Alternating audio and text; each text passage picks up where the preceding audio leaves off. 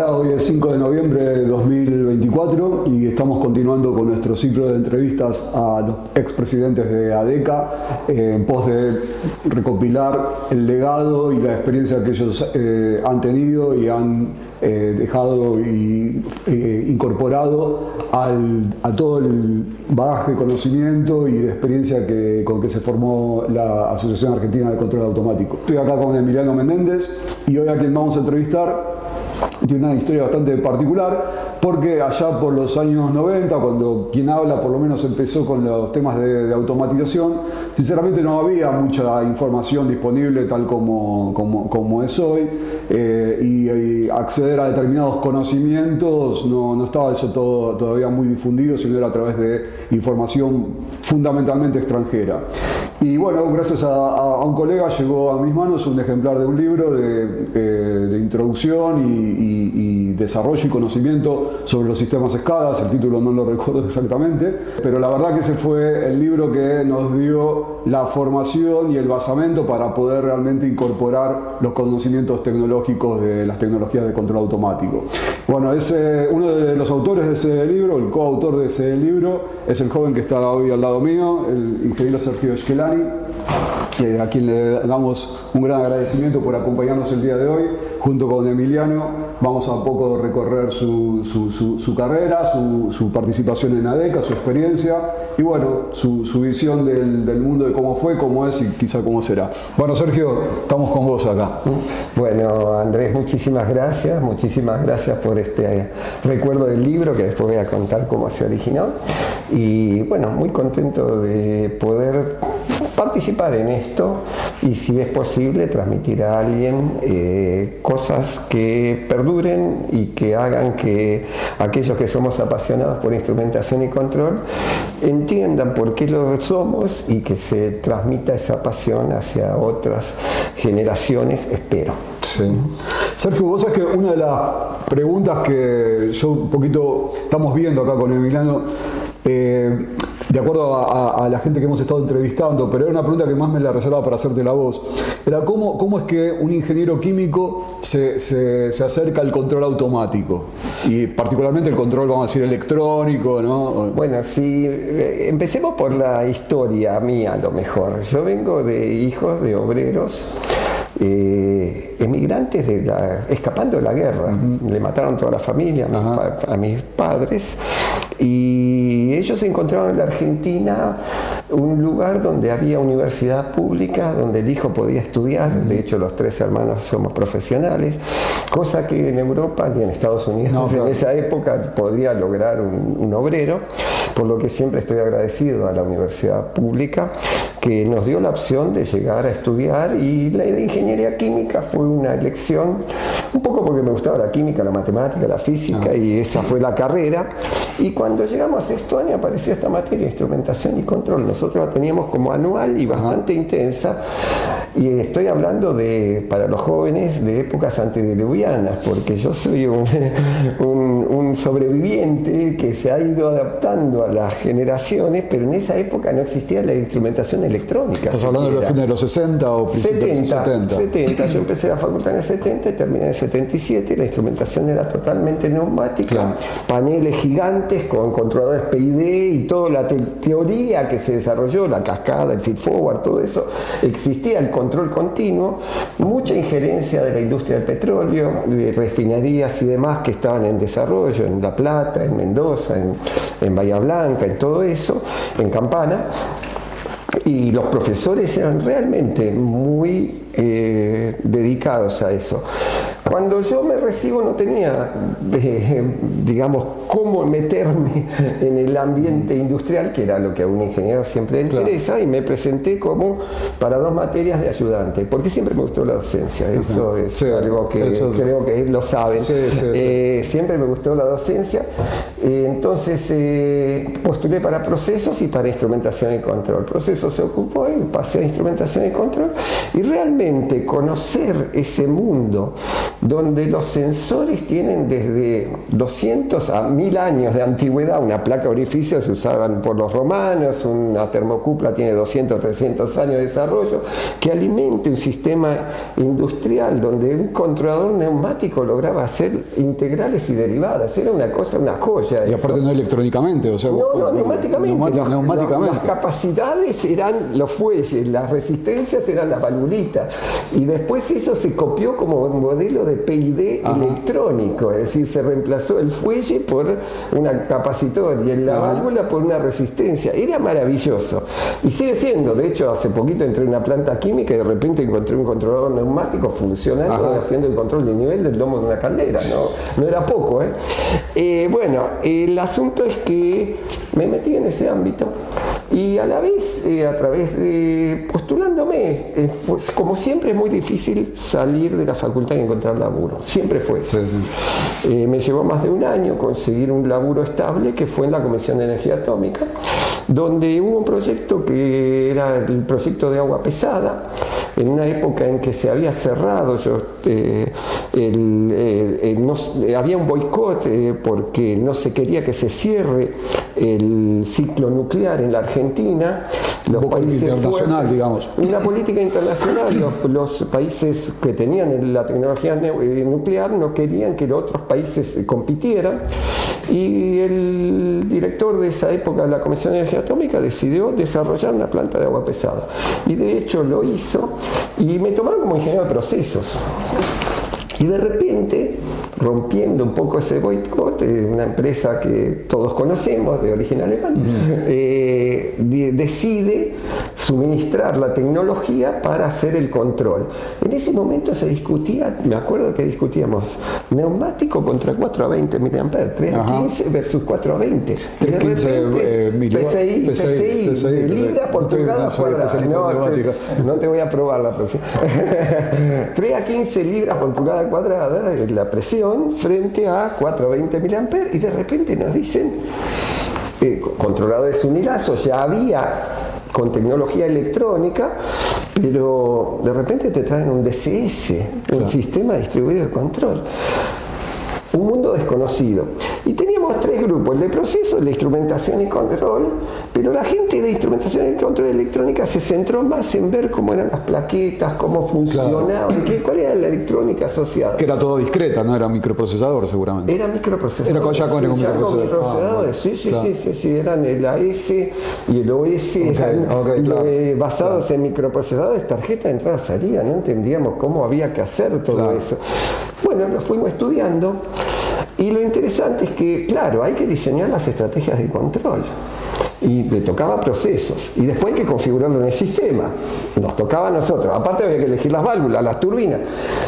Logré, de alguna manera, y los proyectos en esa época duraban 3-4 años, podías estudiar cómo eran los principios de funcionamiento de los instrumentos, de las válvulas de control, del sistema y de los sistemas de comunicación. Piensen que también sistema de comunicación. Y porque entre la S y el OS, o sea, entre los controladores de proceso y el sistema de observación, más el sistema de, digamos, el que almacenaba la información, había comunicaciones digitales, que era un protocolo digital. El único protocolo que conocíamos era el 3 a 15 o el 4 a 20. Claro. Cable retorcido era un protocolo, pero no mucho más. Bueno, gracias a ese aprendizaje logré y nos volcaron, inclusive el proveedor nos exigía que desarrollemos todo eso en periodos muy cortos, y con otra gente, Mario Brasich, el ingeniero Parodi, armamos un equipo donde generamos, yo me acuerdo,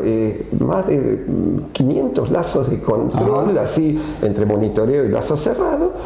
7 copias había que hacerlas, las 7 copias, porque no existía la copia, y en menos de un mes nos lo exigieron y lo hicimos todo y fue un aprendizaje fabuloso. De hecho, fue la base hace poco encontré mi informe de cómo terminó eso y fue la base de muchas cosas que después pusimos en el libro que mencionaba. ¿Y sabías de agua pesada también, del proceso mismo? Sí, también sí. Eso. Ahí está, vos me preguntabas por qué un ingeniero químico. En el mundo se discute qué es exactamente un ingeniero de control. ¿Es lo mismo que un programador de PLCs o de DCS o de SCADAs? Para poder desarrollar bien un control automático, lo primero que hay que conocer es el proceso. Exactamente, ninguna duda. Entonces, una columna de destilación, cómo funciona íntimamente, entender el intercambio que se produce allá adentro, por decir un caso, que era el caso que teníamos en la Comisión de Energía Atómica, no eran exactamente destilación, eran de intercambio iónico, pero no importa, es el mismo principio, o por lo menos la misma estructura mecánica. Los electrónicos, que me disculpen los electrónicos, que me disculpen los industriales, pero no tienen ese conocimiento si no se lo ponen a estudiar. Exacto. En cambio, el ingeniero químico inherentemente ya conoce todo ese concepto.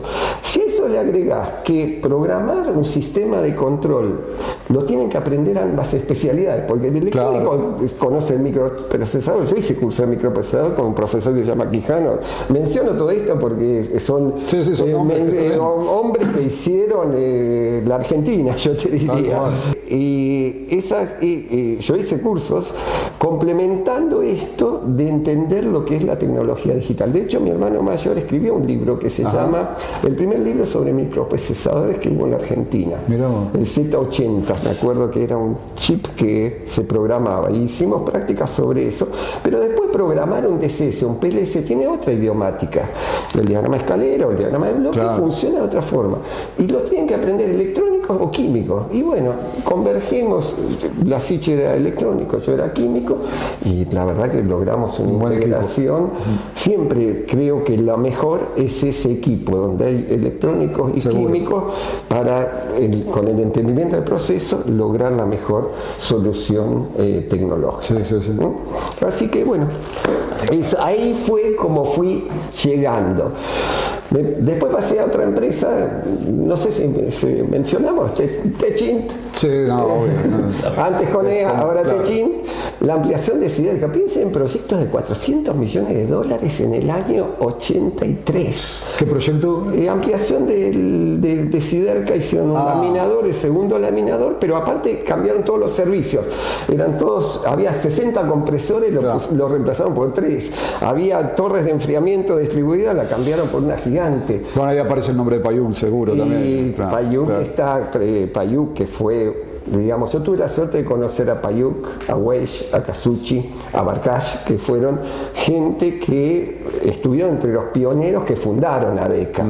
Entonces, toda esa gente tuvo una visión muy notable, que fue ver que esta era la tecnología que iba a imponerse de alguna manera en el futuro, aunque no fuera lo más caro en la inversión, era el corazón, y dijeron vamos a jerarquizar, difundir este tema y jerarquizar la profesión. Fueron los pilares de ADECA. Yo creo que siempre es eso, difusión y jerarquización de la profesión. Y entonces ahí estuve con Payuk, seguro, tenían PLCs, él fue también con los PLCs hizo magia de Siderca, de marca que no era de la empresa, que no era alemana, pero también ahí tuve la suerte de poder trabajar tanto en procesos como en instrumentación y control. De Techint salgo a Olmas Roya, donde desarrollo las plantas de marinas en Tierra del Fuego de Total Austral. De cero, hicimos la planta de cero a todo, proceso e instrumento. Entonces siempre esa integración de proceso e instrumentos me enriqueció permanentemente. Aparte con Total también es una empresa que tenía sus especificaciones muy exigentes y demás, y entenderlas, estudiarlas y tener la tecnología asociada. Apareció el PLC triple redundante, que no existía en ese momento. De repente, ¿qué es esto? PLC triple redundante y tecnologías de seguridad, sistemas instrumentados de seguridad, empezaron en esa época, no existían los sistemas de seguridad. Y bueno, de de Olmas Rollo, que fue un consorcio que se hizo para trabajar para Total, ya ahí me volqué fuertemente a instrumentación y control. Maquis del Plata, que era una empresa que competía con Techin y con SADE, eran esas tres monstruos, me toma como jefe de instrumentación y control. Puedo hacer un paréntesis aquí, porque es un tema que por ahí nos gusta hacerlo al final con Andrés, pero ya como que nos diste pie ahora. Realmente cuando vos dijiste me quedé pensando, me llevó un año encontrar trabajo, pero cuando empezaste con proyectos súper interesantes, ¿no? Creo que es un buen mensaje para justamente la gente joven que empieza a estudiar o empieza a meterse en el mundo de la instrumentación.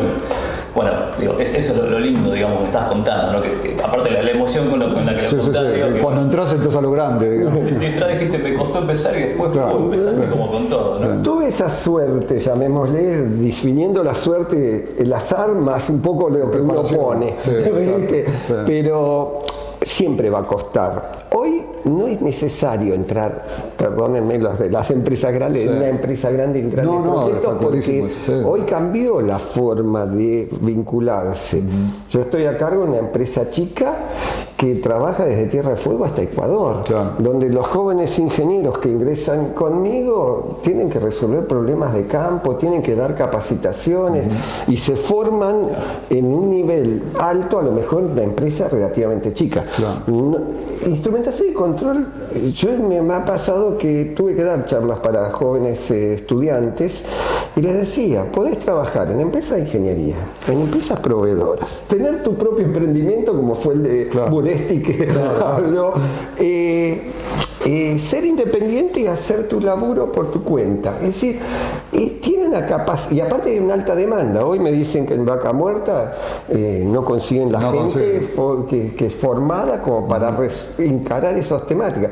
Si hoy, me adelanto un poquito a lo mejor a cómo estamos, pero este año dimos la mayor cantidad de capacitaciones de los últimos 20 años, porque la gente se está preparando y necesita las empresas de generación eléctrica, las químicas, las de mineras y las de petróleo y gas, están invirtiendo por lo menos. Hay otras industrias donde teníamos mucha presencia como la alimenticia, que no está igual, pero por dar un ejemplo, pero es muy importante esto de que hay, pues, digamos que siempre es dificultoso el inicio. Por supuesto.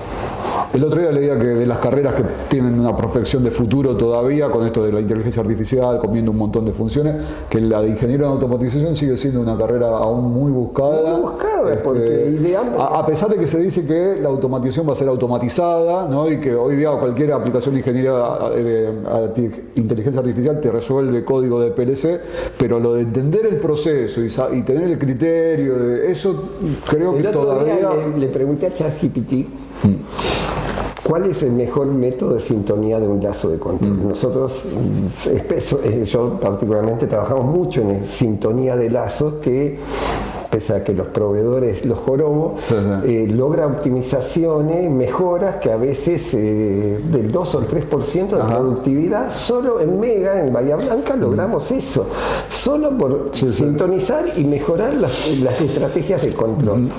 Entonces le preguntamos a ChatGPT, ¿cuál es el mejor método para sintonizar lazos? Porque ahí hay una trampa, porque el método depende del proceso. Claro, de lo que está haciendo. Hay algunos que requieren. Yo estoy mucho en el mundo del control continuo, ¿no? A diferencia tuya, que es más discreta. Pero, y fue muy gracioso, porque mencionó a Ziegler-Nichols, que fue escrito en 1942. Y es el método, es el método que todos los autores dicen, 1942, Ziegler-Nichols se sigue usando. Lambda tuning menciona minimización del error, que son correctos, pero dice, pero siempre debes consultar a un experto, porque el factor humano es el que entiende el proceso y determina. Bueno, eso es como si le pedís que te recomiende un medicamento para la gripe, ¿no? Está bien, pero digamos, paracetamol, pero... lo que te quiero decir es que vos estás diciendo, todavía van a requerir del ser humano hasta que la inteligencia artificial no desarrolle el entendimiento de los procesos.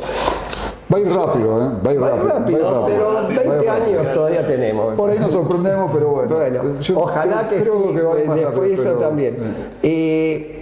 A mí me causa mucha gracia porque yo estudié con la regla de cálculo. No sé si saben lo que es una regla de cálculo. Yo tengo una regla de cálculo en mi casa y no sé cómo se usa. Por eso, se lo mostré a mis jóvenes ingenieros, me dijeron, ¿qué es esto? Y yo les mostraba cómo sacaba. Una vez hicimos en una DECA una demostración. Yo sacaba una raíz cúbica. Le sacaba una raíz cúbica mucho más rápido que con la calculadora. Sí, con 3 decimales. ¿Por qué? Porque es inmediato. El que conoce una regla de cálculo sabe que hicimos ese desafío. Pero en esa época, regla de cálculo, yo terminé la facultad, por eso digo que soy el cohete a la luna fue con regla de cálculo también. ¿No? El cohete a la luna fue con regla de cálculo. Ya tenía unos chips. No sé. Pero la ingeniería. No, la ingeniería probablemente sí. Pero en resumen, lo que te estoy contando es que terminé la facultad con regla de cálculo. Calcular un intercambiador era una semana con nomogramas y demás de calor, cuando hoy entras en un software y se ríen los chicos. Pero vos fíjate que vos no podés definir una estrategia de control de una caldera en forma dinámica a través de un modelo matemático. No, digamos, se puede hacer, existen 2 o 3 software que permiten simulación dinámica, pero llevaría meses desarrollarlo. Entonces, vos decís, mira, ¿cómo se instrumenta una caldera? Control de nivel, 2 elementos, 3 elementos, combustión, el aire sigue el combustible, etcétera, etcétera, ya lo sabés. Claro. Dentro de 20 años, capaz que va a haber un software que defina compile todo ese conocimiento. Todo eso. Claro. Y además, que lo sintonice. Claro, se te van a reír, le decía a mis muchachos, de cuando vos hacías esto a mano, digamos, de sintonizar un lazo de control. Como vos te reís de cómo yo hacía un intercambiador de calor. Entonces, bueno, son experiencias que después vuelvo un poquito después de Maki, que ya me volqué, fui a Tecna, otra empresa de plantas de gas, que fue maravilloso el desarrollo totalmente nacional de 2 profesores míos, 2 compañeros míos de facultad, que de 4 personas generaron miles de puestos de trabajo y montones de plantas de gas, instrumentación y control. Esa empresa fue vendida y lamentablemente la empresa compradora creo que tuvo problemas financieros, pero Tecna fue una escuela también muy buena de ingeniería y de construcciones. Hicimos muchas plantas con sistemas de control y a veces enseñando, porque la gente decía, pero yo tengo control neumático y me vas a poner esto, ¿y qué voy a hacer? No sé usar un mouse. Y bueno, vas a aprender. El tema de usar el mouse fue traumático, ¿no? Sí, me acuerdo que mencionamos hace un ratito a Barcas, que en celulosa un señor me decía, pero ¿y qué voy a hacer yo? Y vas a aprenderlo. Y después al año, 2 años, venga ingeniero, mire, y estaba chocho el tipo. Y explicarles que no van a perder el laburo por eso, sino que van a tener más potencial y más desarrollo, es lo que está pasando siempre. No están echando gente por incorporar tecnología. En general la automatización lo que logra es una mayor productividad con el mismo agente. ¿Cómo era tu frase famosa? Los robots nos van a quitar los trabajos, qué suerte.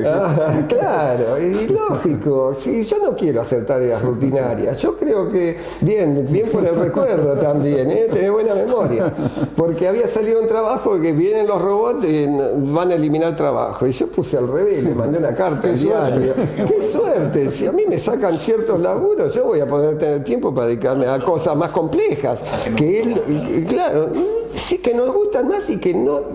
El hombre tiene que estar aliviado de esas tareas rutinarias. Yo siempre menciono, viste, Carlito Chaplin con tiempos modernos. Imagínate que tuviéramos que hacer eso todo el día. Jorobar, si hay una maquinita. Esa película está adelantadísima a su tiempo. Está hecha en el 35. Podría estar hecha hoy también. Claro, viste. Bueno, el asunto es que. No, la pregunta es cómo llegas a la DECA. Techin, Foxboro. Perdonen las marcas, pero llego a gerente de ingeniería de servicios de Foxboro con mucha gente a cargo. ¿Y cómo llego a DECA? Estando en Tecna, viene el ingeniero Buresti, que estuvo en la entrevista anterior, no sé si lo mencionó, y ya era miembro de ADECA. Primero, Siendo estudiante fui a las exposiciones de ADECA porque, o siendo era el lugar, claro. En el Sheraton se hacía y había gente, cuando yo le dije, che, ¿cómo es una tarjeta de entrada-salida pensando en una cosita así? Y me sacaba un socotroco de tarjeta de entrada. Le digo, ¿es una tarjeta de entrada-salida? Bien, eso por un lado. Ahí empecé a respetar a ADECA. Buresti, que había sido alumno mío, aunque parezca mentira, pero ya tenía su fábrica y ya trabajaba en ADECA, viene un día y me dice, mira, ADECA tiene una visión muy académica, muy no llega al pueblo, al público en general. Al pueblo, bien, al público en general, bien por el lapsus, al público en general. Entonces me dice, ¿por qué no te das un curso? ¿Querés un curso de difusión? Le pregunto, como siempre, ¿cuál es el objetivo? Llegar a la mayor cantidad de gente, qué sé yo qué. Entonces desarrollo todo un temario, yo ya era profesor, ayudante, siempre fui ayudante en la UBA. Gané a lo mejor ya era profesor por concurso en la UTN, yo gano después a la vez. Yo siempre fui profesor part-time, pero gané el concurso de profesor en el primer concurso que se abrió sobre instrumentación y control, en el año 84. ¿UTN Buenos Aires? UTN Buenos Aires. ¿En electrónica o química? Química, siempre ingeniería química. Y fui profesor hasta hace 2 años. Mirá. Después tenemos un problema, después de los 70 nos echan.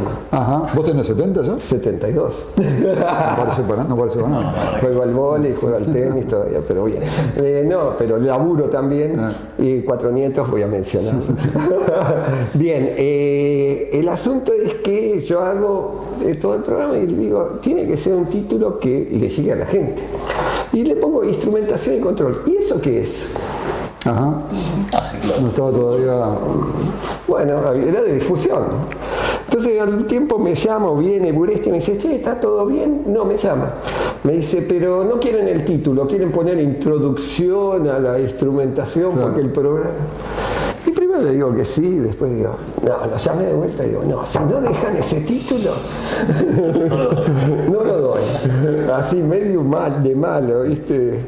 Con confianza, con Luis siempre ya era alumno. Había que romper esa cosa académica. Claro, le digo, no alcanzaron las sillas en el salón más grande del Sheraton. Seguía cayendo gente de los 80 inscriptos, creo que llegaron como a 100 tipos, no sé, una cosa, y di una charla muy... ¿Pero eso ya en el contexto de ADECA? De ADECA, esto era ADECA. Y di muy interactivo con la gente, porque conocía a algunos viejos conocidos del secundario que se habían volcado, pero no sabían qué era la instrumentación y control. Mirá, fue para mí una cosa espectacular. ¿Año te acordás? Sí, eso tiene que haber sido 89, 90 más o menos, 90, porque yo estaba con Berens. Berens trabajó conmigo en Tecna, yo era su jefe, aunque parezca mentira. Coautor del libro que escribió. Claro, y con Carlos hicimos un curso de posgrado en la universidad, porque en las épocas del 90 pasó algo políticamente que a lo mejor no todos conocen, que es que se desindustrializó el país bastante. Entonces el ingeniero taxista era algo bastante común y las universidades no tuvieron el soporte, no sé si les parece algo conocido de estas épocas, y me acuerdo que el ingeniero Cao, que escribió un libro de intercambiador de calor, todavía está vivo, y escribió un libro espectacular que se vende en todo el mundo. Eduardo era el director del departamento de ingeniería química, me dice, la única forma de sustentarnos es con curso de posgrados. Inventamos un curso que era el de Sistemas Industriales de Control, que fue un éxito, vinieron de... ¿Pero eso para la UTN? Para la UBA. Para la UBA. Eduardo estaba en la UBA y yo estaba... Yo trabajé en la Universidad de Morón, en todas las donde me llaman de universidades, en general voy sin ningún requisito, que me pidan una charla y vamos. Y fue un éxito, venía gente de Yacyretá en avión a tomar el curso y se volvía al día siguiente, ¿no? Una cosa, no lo podíamos creer. Define mucho la época, ¿no? O sea, la avidez que había de por conocimiento, un lado, era digamos, el hecho de la no inversión, pero aquellos que tenían posibilidades de desarrollo necesitaban, me acuerdo, empresas, qué sé yo, nombro, Tetra Pak, vinieron, gente que hoy todavía sigo viendo, que me dicen, ¿te acordás de ese curso de sistema de posgrado? Ese curso curso de posgrado fueron muchos años y en base a esa información que fuimos generando y artículos que íbamos escribiendo para los alumnos, generamos el libro Sistemas Industriales de Control. Era el momento que Argentina pasaba de industria 2.0 a 3.0. Algo así. El hecho es que en ese año 94, en una ADECA, pusimos un stand con Carlos y sacamos la primera edición del libro. Ahí tenemos que recordar al editor, Héctor Marinescu, que tenía que sacarnos el libro y como siempre llegaba el día después que empezaba la exposición. Hizo 1000 ejemplares y se vendieron 600 en esa exposición de ADECA. Ahí vimos lo no que... es por a Víctor, pero nos pasó muchas veces a muchos editores. Lógicamente. Pero un paréntesis ahí, tanto Víctor como los Menéndez también es andan acompañando mucho la instituciones que acompañaron a ADECA en todo momento. Bueno, y ahí fue donde vimos la trascendencia de lo que era ADECA en general. Yo hacia el fines de ahí me vinculo con ADECA en el sentido de que empiezo a participar en comisiones, consejo. Se arma una comisión de normas. Acá traje esto se llama disquete, chicos. Este disquete tiene información, era lo que sería un disco rígido hoy que mantiene información. 1,4 megas. Menos me parece. No, ese ya era el nuevo. Este era el doble. Claro, este es de doble densidad, creo que dice. Two-sided double density. No sé cuánto tiene adentro, pero con Calizano, Alejandro, que estuvo muchos años en ABB, y con Eva Jablonowski, que era de Techín, y con otra gente hicimos una base de datos porque no había internet, hay que acordarse de eso, de normas que tenían que ver con instrumentación y control. Entonces, si uno quería un tema, válvula de control, consultaba la base de datos y podía pedirlo, el catálogo, o comprar directamente la norma. Esto se hizo desde ADECA. Desde ADECA, este es un producto de ADECA. Y hasta la etiquetita, todo tenía que hacerse, ¿viste? Era todo. Me imagino en esa época se vendería como diciendo, te podés llevar la base de datos en el bolsillo. Exactamente, tenés la información en tu bolsillo. Y las computadoras tenían disqueteras, por supuesto. Claro. Participé mucho en las comisiones de curso y di cursos. Y siempre en las ADECAs participé dando charlas o moderando o colaborando en general, hasta que fui presidente en el 2004, fue el último año, o sea, 2002 creo que fue el 2000. 2004, 2010 puede ser, o 2004, 2008, ya no me acuerdo, pero fui presidente 2 veces y bueno, ser presidente de ADECA es un honor, pero como dijo el ingeniero Gottschalk, no sé si ya lo entrevistaron. No, todavía no. El día que asumís te pones muy contento, el día que te vas también, porque es un esfuerzo gigantesco. Piensen que son ad honorem, por supuesto, creo que todos ustedes lo saben, pero a lo mejor los jóvenes no lo saben. Y realmente organizar una semana de ADECA, por ejemplo, además de todo lo que es el funcionamiento habitual y la parte burocrática, de resolver temas con empleados, resolver temas con proveedores o con socios adherentes, hay conflictos y hay buenas noticias también, pero es un esfuerzo extra. Yo me acuerdo que nos juntábamos todos los lunes en esa época de 5 hasta las 11 de la noche, porque los debates eran importantes. Así que, y encima, en un momento, esto es, a lo mejor es un poquito de chusmería, pero en un momento se empezó a hablar de que ADECA, durante mi presidencia, estaba en decadencia, iba a desaparecer. Y con el ingeniero Diego Maceri dijimos, que también lo vamos a entrevistar por eso, que es el siguiente presidente después mío, que era joven, digamos, uno de los temas que tenemos que hablar es cómo logramos que siga ADECA con elementos jóvenes que se incorporen. En ese momento era un tema y Diego era un buen elemento. decidimos hacer el mes de ADECA en vez de la semana. Ese mes te puedo asegurar, anduvimos, porque eran como 4 o 5 lugares, la UTN en Medrano, la UTN en Lugano, y fuimos y íbamos a todos, en multisede. Y dijimos, esta locura no la hacemos más, pero dejamos abandonados nuestros trabajos prácticamente para que tenga éxito, y fue un éxito. Hubo, me acuerdo, una Cámara Austria-Argentina, una reunión, hubo montones de presentaciones, laburo, fue muy interesante. Y un poco vos ahora más o menos planteaste digamos, la evolución de la tecnología que te tocó presenciar, que fuiste protagonista en Argentina en particular, y también los desafíos que viste en tu presidencia. ¿Cómo ves ahora el rol que pasado este tiempo? ¿Cómo ves el rol, primero que nada, de Argentina, la industria, que un poco ya hiciste algunos comentarios, pero creo que un poco, ¿cómo ves la situación de Argentina, la industria y la tecnología y ADECA, cómo está jugando hoy, ¿no? ¿Y qué proyección le ves al futuro? Yo diría primero que siempre nuestras industrias dependen de las decisiones político-económicas que toman los gobiernos. Y al ser tan cambiantes, una característica que tiene el profesional argentino es la adaptación y la facilidad. Siempre me acuerdo del cuento de Fontana Rosa, donde el que arregla las luces le arregla el cohete que va a ir a la luna con un alambre. Tiene un alambrecito, bueno, y se lo arregla. Hasta ese momento no le andaba, iban a suspender y el tipo se lo arregla. El ingeniero argentino, me tocó a mí ir a la casa matriz de una empresa proveedora, y claro, había que hablar con válvula de control, venían 3 especialistas. ¿Con quién hablaban? Conmigo. Venía el de sistema, venían 3 especialistas. El argentino necesita una integración. Entonces, bueno, ese conocimiento amplio sumado a la adaptabilidad nos da una característica que es interesante, y que creo que después, por eso, muchos que se van logran buenos lugares afuera. Lo que uno no quisiera es que nos fuéramos. Claro. ¿Cómo lo veo?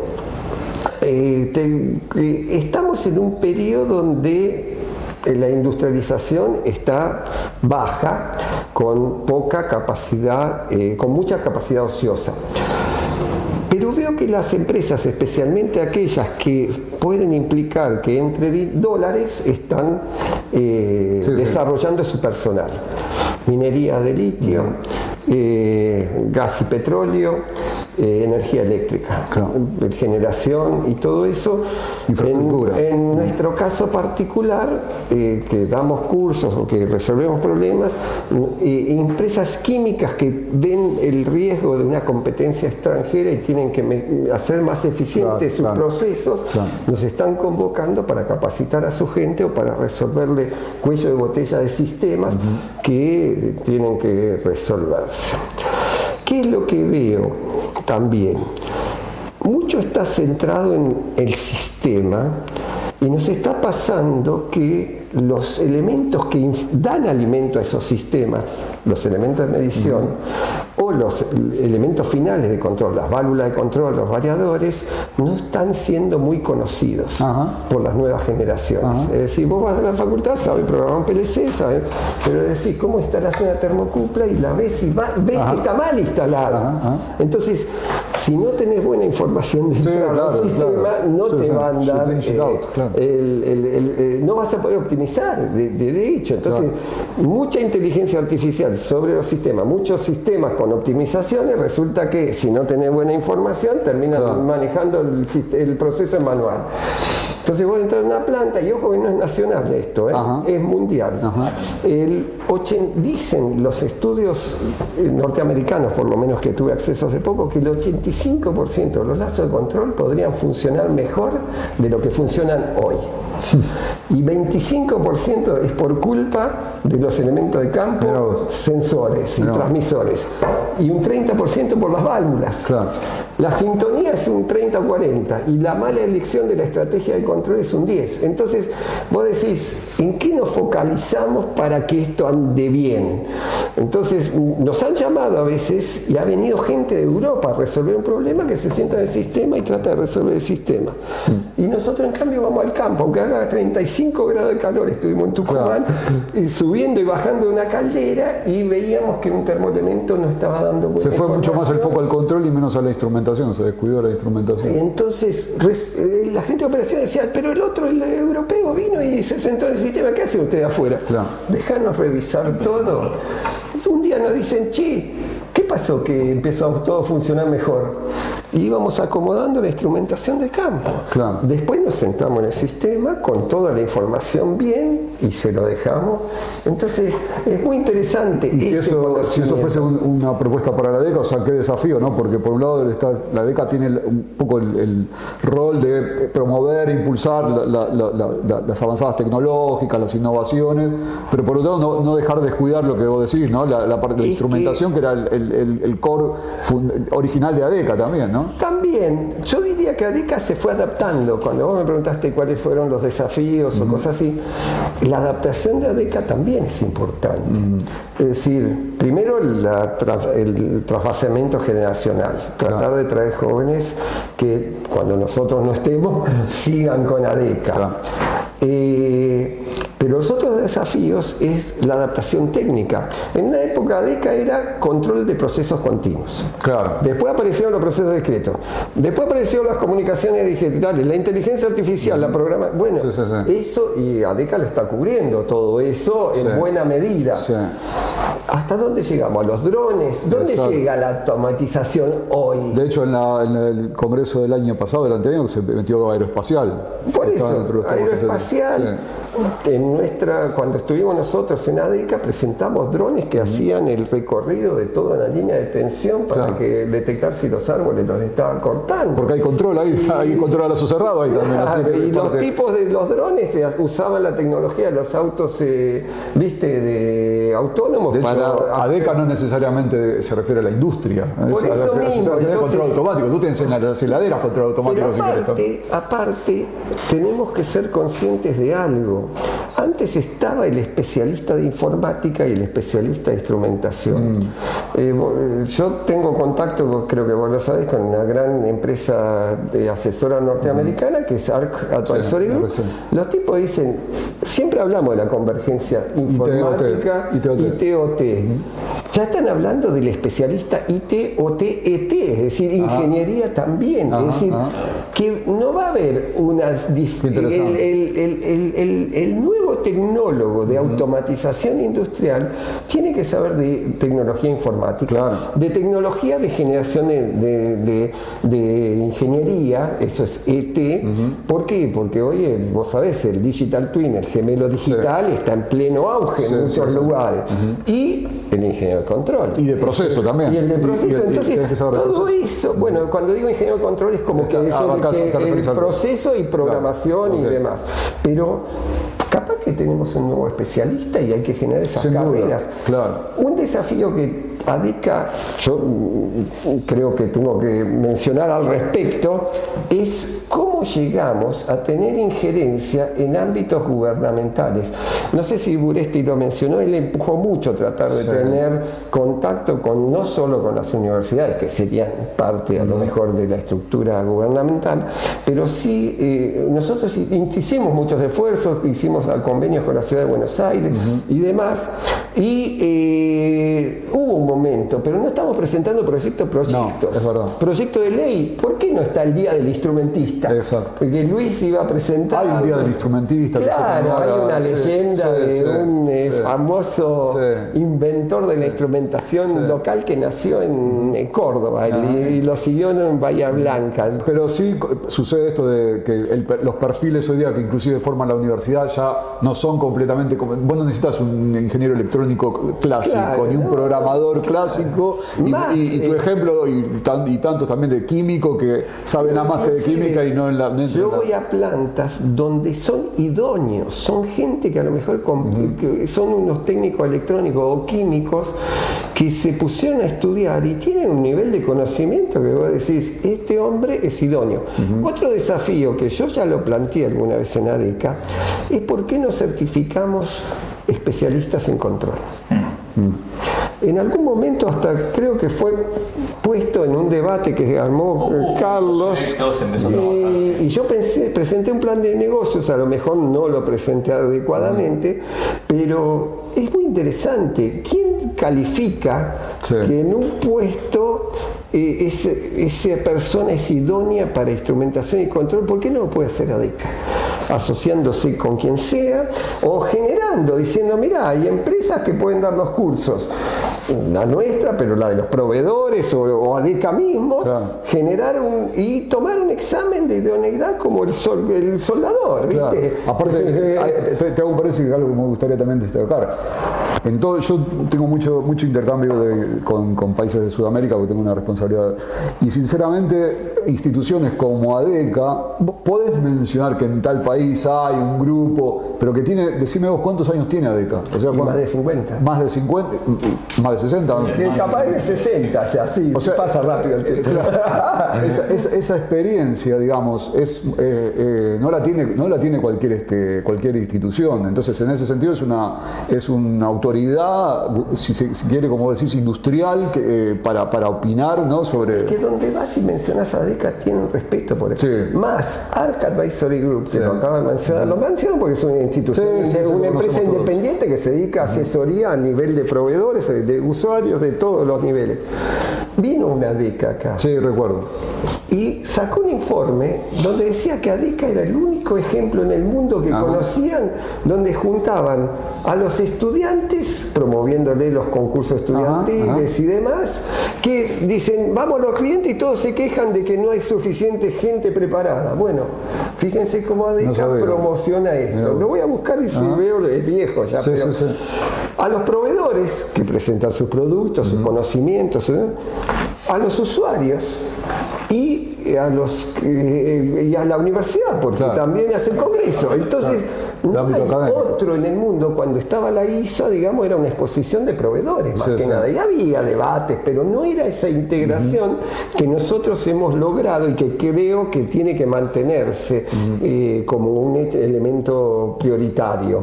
Es decir, mantener esa estructura de juntar la universidad, los estudiantes, los profesores y estudiantes, los proveedores, los usuarios y todo aquel que está vinculado al tema. Entonces, ADECA es eso. Y cuando vos vas a los lugares y a veces me dicen, él fue presidente de ADECA, sí, yo fui presidente de ADECA, como diciendo, sí, para mí no fue un proceso natural, pero para la gente es como, inclusive, no hace mucho, yo lo conté hace poco, pero vino un señor que era profesor de una escuela técnica y se dedica a cortar el pelo en forma masiva. Yo sé quién es. Héctor Vázquez. Héctor Vázquez. Probablemente se llama así, no me acuerdo. Fue profesor del secundario. Sí, fue maestro mío de taller en secundario. ¿En dónde? ¿Qué colegio? Huergo. Y vino a mi casa.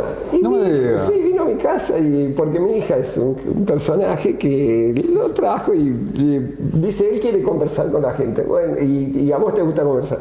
Y de repente le dijo, soy ADECA. Él estaba en ADECA. ¿Vos conociste ADECA? Y el tipo me dice, ¿vos estabas en ADECA? Le digo, sí, fui presidente. Estoy con el presidente.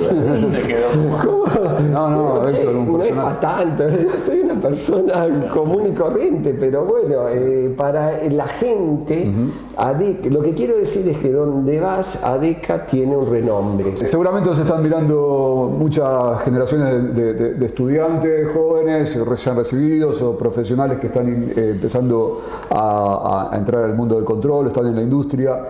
Y si vos tuvieras que dar un mensaje para esa posteridad de tanto por qué, o sea, un poco ya hablaste de lo apasionante que es el tema del control automático, por lo menos los que nos gusta, es una pasión, es difícil salir, pero participar en entidades como ADECA, digamos, hoy día con el nuevo panorama, digamos, de redes sociales que hay, la forma de acceder a información que hoy hay, que es muy diferente a la que cuando nosotros entramos en ADECA, donde era básicamente el repositorio de información y de relacionamiento.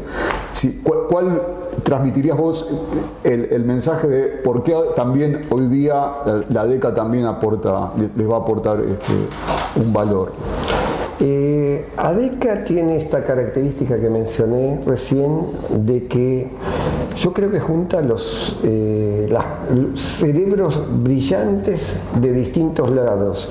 hay un curso, lo conocen, de introducción a la ingeniería básica, donde si uno mira las capacidades que tiene cada profesor de los 12 o 14 módulos, no me acuerdo cuántos son brillantes cada uno en su tema. Entonces hay una capacidad neuronal en una mesa, yo digo, que ahora es virtual, pero que sigue existiendo. Yo estoy con ustedes y yo sé quiénes son ustedes con su capacidad neuronal, y gracias por permitirme incluir en esto. Lo que les quiero transmitir es: no nos vamos a volver supermillonarios en esta tecnología, aunque no nos va tan mal. Yo te puedo asegurar que he pasado... Es un punto importante. He pasado de ser un ratón, digámoslo así, cuando empecé mi carrera, a tener mi autito, mi casita, un poco más, viajar y demás. El trabajo también da pasión en el sentido de que puedes laburar. Yo he laburado desde ti, he conocido lugares, Tierra del Fuego, la selva de Ecuador, la puna de Atacama, gracias al laburo. Y las industrias en sí mismas, que cada planta, cada fábrica es un mundo increíble. Así que el mensaje sería: aprovechen lo que brinda ADECA en una forma bastante accesible, de esto de difundir el conocimiento, de generar esta relación que solemos llamar networking, y participar, pedir inclusive cosas, porque eso es lo que nos va a impulsar a los más veteranos a ir mejorando y dando a la sociedad lo que creemos que es bueno para ella. Lo mismo los proveedores, que son socios adherentes, lo mismo, impulsar todo esto. Ojo que el proveedor es una empresa, pero lo forman personas, y las personas jóvenes también pueden aportar lo suyo.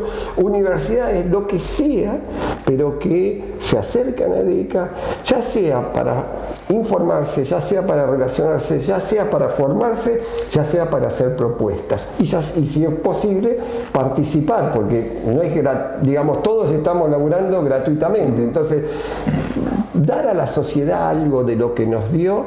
No tenemos que olvidar que la mayoría de nuestros profesionales siguen saliendo de las universidades públicas, y eso lo paga todo el país, y devolverle algo a eso en cualquier manera es algo que creo que tenemos como una obligación moral.